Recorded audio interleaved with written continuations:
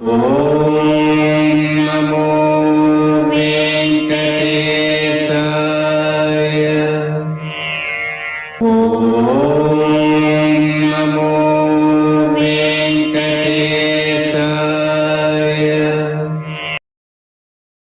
ఓం నమో వెంకటేశాయ నమః. రాంబాణం ఛానల్కి స్వాగతం. మిత్రులకు నమస్కారం.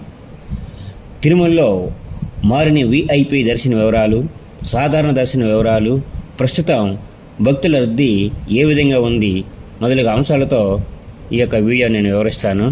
ఈ వీడియో కొత్తగా విన్నవారైతే సబ్స్క్రైబ్ చేయండి, లైక్ చేయండి. ఈ వీడియో తిరుమల వెళ్ళే భక్తులకు షేర్ చేయండి. ఈ మధ్య ఎలక్షన్ కోడ్ అమల్లో ఉన్నందున విఐపి బ్రేక్ దర్శనాన్ని టీటీడీ వారు రద్దు చేయడం జరిగినది. మరి మే 13న ఆంధ్రప్రదేశ్లో ఎలక్షన్ అయిపోయినందున విఐపి దర్శనానికి అనుమతి ఇవ్వమని టీటీడీ వారు మన ఎలక్షన్ కమిషన్ వారిని అభ్యర్థించడం జరిగింది. దానికి వారు సానుకూలంగా స్పందించి మరి విఐపి బ్రేక్ దర్శనానికి అనుమతి ఇవ్వడం అనేది జరిగింది.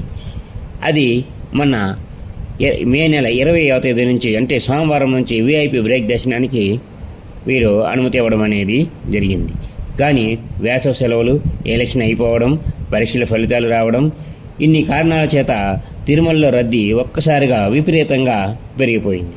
సాధారణ దర్శనానికి ఆ లైన్లో ఇంచుమించుగా 5 నుంచి 6 కిలోమీటర్ల మేర ఉంటున్నాయి. మరి దీంతో ఈ దర్శనానికి సుమారు 30 గంటల సమయం పడుతుంది. కావున సాధారణ భక్తులు చాలా ఇబ్బంది పడవలసి వస్తుంది. దీన్ని దృష్టిలో పెట్టుకొని సాధారణ భక్తులకు అధిక ప్రాధాన్యత ఇస్తూ టీటీడీ వారు విఐపి బ్రేక్ దర్శనాన్ని మరలా రద్దు చేయడం అనేది జరిగింది. అది ఎప్పుడంటే వారాంతాల్లో మరీ రద్దీ ఎక్కువగా ఉన్నందున శుక్ర, శని, ఆదివారాల్లో విఐపి బ్రేక్ దర్శనాన్ని రద్దు చేస్తున్నట్లు ప్రకటించారు. అయిన భక్తుల రద్దీ తగ్గనందున మే నెల 31వ తేదీ వరకు విఐపి బ్రేక్ దర్శనాన్ని రద్దు చేస్తున్నట్లుగా మళ్ళీ ప్రకటించడం అనేది జరిగింది. అంటే ఈ నెల ఆఖరి వరకు విఐపి బ్రేక్ దర్శనాలు ఉండవు. ఈ విషయాన్ని మనము గమనించాల్సి ఉంటుంది.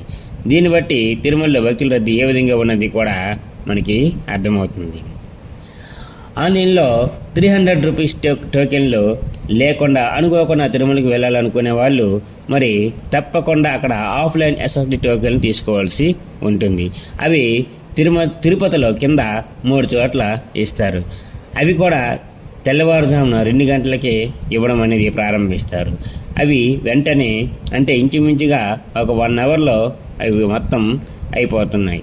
కావున ముందు రోజు రాత్రి తిరుపతి వెళ్ళి అక్కడ లైన్లో ఉంటే కానీ ఆ టోకెన్లు అనేవి దొరకడం కష్టం. మరి ఆ టోకెన్లు పొందాలంటే ఎవరికి వారి యొక్క ఆధార్ కార్డును చూపించి టోకెన్ను తీసుకోగలరు.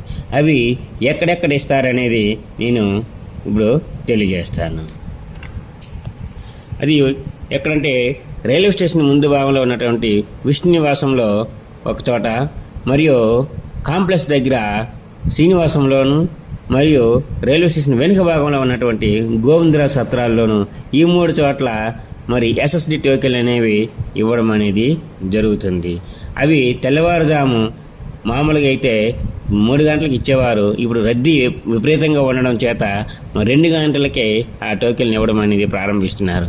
అంటే మనం ముందు రోజు నుంచి అక్కడ కాపలా కాసి లైన్లో ఉంటేనే అవి దొరకడం అనేది జరుగుతుంది.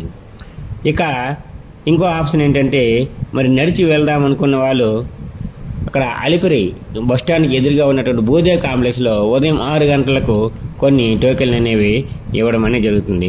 అయితే ఆ టోకెన్లు తీసుకొని నడిచే వెళ్ళాలి అనేటువంటి నిబంధనలు మాత్రం లేదు. ఆ టోకెన్ తీసుకొని బస్సులోనైనా వెళ్ళవచ్చు, లేదా ప్రైవేటు వెహికల్ ద్వారా అయినా మనము కొండపైకి చేరుకోవచ్చు. చాలామంది మరి తిరుమలకి నడిచి వెళితే మరి మార్గ మధ్యంలో టోకెన్లు ఇస్తారు, ఆ విధంగా దర్శనం చేసుకోవచ్చు అని చాలామంది వెళుతూ ఉంటారు.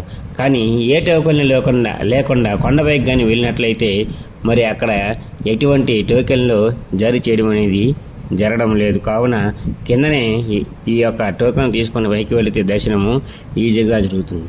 మరి ఈ టోకెన్లు లేక ఆన్లైన్ టోకెన్లు లేకపోతే మరి శ్రీవారిని ఏ విధంగా దర్శనం చేసుకోవాలంటే మరి పైకి వెళ్ళిన తర్వాత ఫ్రీ లైన్లో మరి ఉండి శ్రీవారిని దర్శనం చేసుకోవడం తప్ప మరి ఇంకా వేరే మార్గం అనేది లేదు. మరి పైకి వెళ్ళిన తర్వాత ఫ్రీ లైన్లు అనేవి ఇప్పుడు ఈ టైంలో అంటే ఈ వేసవి కాలంలో ఈ మధ్య కాలంలో రద్దీ విపరీతంగా ఉన్నందున సుమారు 5-6 కిలోమీటర్ల మేర లైన్లు ఉన్నందున మరి శ్రీవారి దర్శనానికి ఇంచుమించుగా 30 గంటల వరకు సమయం పడుతుంది. అయితే అది ఎప్పుడంటే తెల్లవారుజామున 3 గంటలకు కానీ మనం శ్రీవారి దర్శనం కోసం అని లైన్లో కాస్తే అప్పటి నుంచి 20 నుంచి 30 గంటల మధ్య సమయం పడుతుంది. మరి ఇంకా సాయంకాలం కానీ వెళ్ళినట్లయితే అంటే 6 గంటలు దాటి మనం కానీ వెళ్ళినట్లయితే అక్కడ క్యూ లైన్లు కూడా ఆఫ్ చేయడం అనేది జరుగుతుంది. మరి ఈలోపు మనం బయటనే ఎక్కడైనా సరే మరి బస చేయాల్సి ఉంటుంది. అది ఎక్కడంటే మాధవ నిలయం అనేది ఒక గెస్ట్ హౌస్ అక్కడ ఉంది, ఉచిత వసతి అనమాట ఉంది. మరి దాంట్లో మనం వెళ్ళినట్లయితే అక్కడ భోజనానికి ఉండడానికి లాకరీ అన్నిటికీ కూడా ఫెసిలిటీస్ ఉంటాయి. మరి అక్కడ ఉండి మళ్ళీ తెల్లవారుజాము 3 గంటలకి లైన్లో ఉన్నట్లయితే శ్రీవారి దర్శనం చేసుకోవచ్చు. మరి ఈ విషయాలన్నీ కూడా మనం తెలుసుకొని తిరుమల వెళ్ళినట్లయితే మరి ఎటువంటి ఇబ్బంది లేకుండా శ్రీవారిని దర్శనం చేసుకోవచ్చు.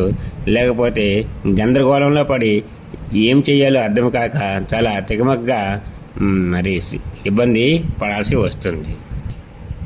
మరి భక్తులు దయచేసి ఈ వీడియో నచ్చినట్లయితే లైక్ చేయండి, షేర్ చేయండి.